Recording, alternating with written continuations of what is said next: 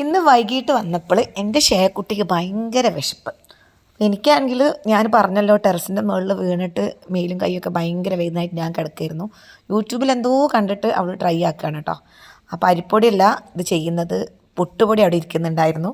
പുട്ടുപൊടി കൊണ്ടുപോയിട്ട് അതിൻ്റെ അകത്തേക്ക് നല്ല തിളച്ച വെള്ളം ഉപ്പ് ഇട്ടിട്ട് അവൾ അവിടെ എടുത്ത് വെച്ചു ഒരു അരമണിക്കൂർ. അതിൻ്റെ ശേഷം അത് നന്നായി കുഴച്ച് നമ്മൾ പത്തിരിക്ക് കുഴക്കുന്ന പോലെ കുഴച്ച് പാകാക്കി വെച്ചിട്ട് പിന്നെ ഒരു കവറിൻ്റെ അകത്ത് വെച്ച് ഒരു പ്ലേറ്റ് കൊണ്ട് അമർത്തിയിട്ട് അവൾ സെറ്റാക്കി വെക്കുന്നുണ്ട്. ഇത് നമ്മളെ വട്ടുപത്തിരിൻ്റെ വേറൊരു സ്റ്റൈലാണ് കേട്ടോ.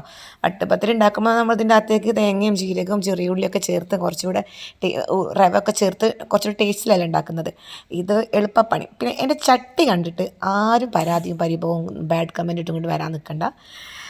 ഇതേപോലൊരു ദിവസം പൂരി ഉണ്ടാക്കിയപ്പോൾ ഞാൻ മറന്നുപോയി.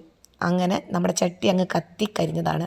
പിന്നെ വീട്ടിൽ ഇങ്ങനെയൊക്കെ നമ്മൾ എന്തായാലും യൂസാക്കും. അതിൻ്റെ വീഡിയോ എടുക്കാൻ വേണ്ടി ഞാനൊരു പുതിയ ചട്ടിയൊന്നും വാങ്ങുന്നില്ല. അത്രമാത്രം ഒന്നും ഞാൻ സെറ്റായിട്ടില്ല. എനിക്ക് ക്യാഷൊക്കെ കിട്ടി തുടങ്ങട്ടെ, അപ്പോൾ തീർച്ചയായിട്ടും ഞാൻ പുതിയ ചട്ടിയൊക്കെ വാങ്ങിയിട്ട് സെറ്റായിട്ട് വീഡിയോ ചെയ്യുന്നുണ്ട്.